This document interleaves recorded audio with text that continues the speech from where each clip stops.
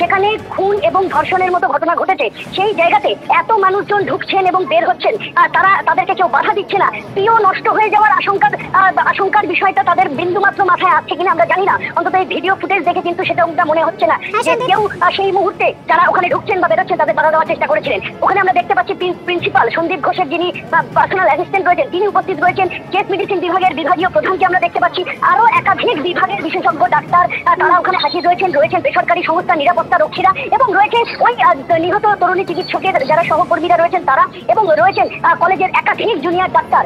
তারা ওই পিওতে উপস্থিত ছিলেন সেই মুহূর্তে। আমরা সেই ভাইরাল ফুটেজের মাধ্যমে সেটা দেখতে পাচ্ছি।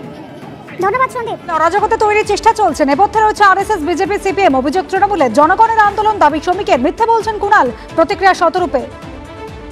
আরজিকর কাণ্ডে বিচার চেয়ে রাস্তায় পড়ুয়ারা। শোকজ স্কুলকে প্রতিবাদে কলেজ স্কোয়ারে বিক্ষোভ প্রধান শিক্ষকদের। আমরা কোনোভাবেই দায়ী না, কারা কোথায় যাবে না যাবে